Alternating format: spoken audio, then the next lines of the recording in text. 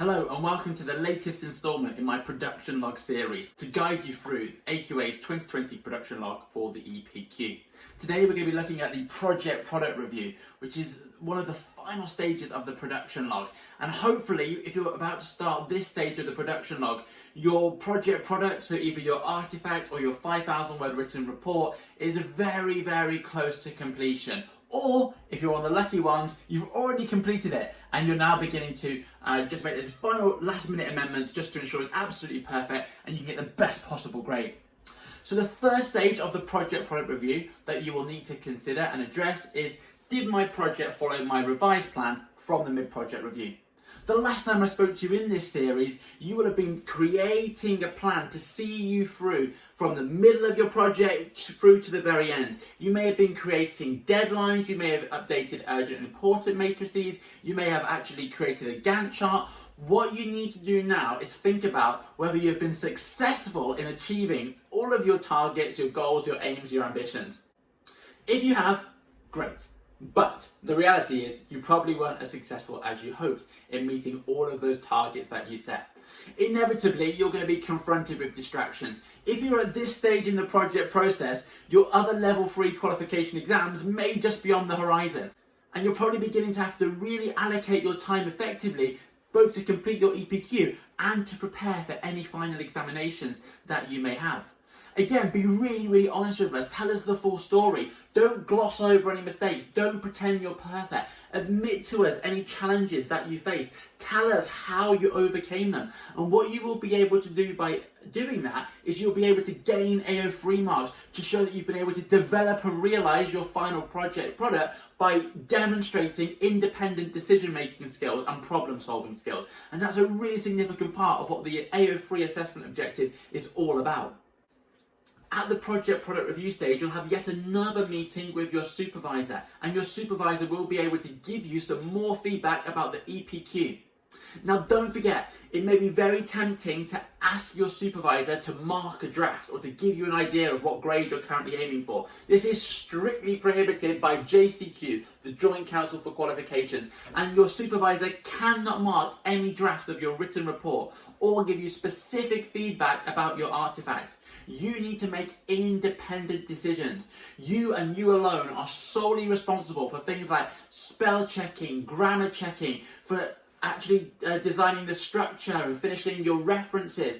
So your supervisor can give you feedback like check your references, make sure that they are in Harvard style or Vancouver style, whichever one you agreed to use earlier in the process. Could give you feedback such as to check the grammar, to maybe make sure there is a conclusion at the end of your written report and it does make a final judgment. They could tell you to maybe reread through your drafts multiple times per day at different times a day so you get a different perspective. They could advise you to check for plagiarism, and they may have touched upon how you can do that in your talk content sessions. Once you've received this feedback, it's up to you to summarise what your supervisor has said during your project product review meeting. Once again, as in previous videos in this series, your supervisor does not fill in this section of the production log. This is your opportunity to give AQA an understanding of what feedback you received, and then most importantly, you then can begin the process of telling AQA how you responded to that feedback, how you embraced some of it to ensure successful project completion, or potentially how you rejected some of the feedback because actually you came up with your own methods which you believe would be more suitable. Don't forget, it's okay to reject your supervisor feedback. A lot of the supervisor feedback you receive during the EPQ process is generic, and there's no one-size-fits-all policy for things like time management. So what you can do is actually advocate your own strategy. Tell AQA you consider the strengths and weaknesses of some of the things that your supervisor suggested to you, but then reaffirm why you decided to go your own way or choose your own model.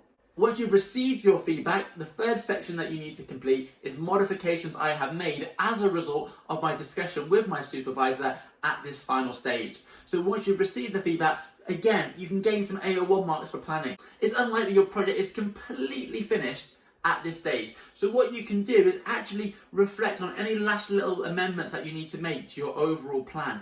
What you could also do is you could reflect upon maybe the talk content session you may have had recently about the presentation stage of your EPQ process. It is a requirement of AQA's extended project that you must give a presentation about your product and process to a non-specialist audience. So maybe you can reflect on some of that advice you were given about creating a presentation in the talk content session and talk about how you're going to begin planning your presentation and allocating time in your schedule to ensure that can be completed successfully ahead of the actual presentation date. The final question you're asked in this final section is, do I need to do anything else to complete my product? So is there any last little changes you've got to make to your written report or to your artifact? If you're creating an artifact, have you also finished writing that 1,000 word written report that goes alongside? Things like checking your references, making the bibliography, are all things which you're probably going to do at this stage, having had feedback from your supervisor or having had recent talk content sessions.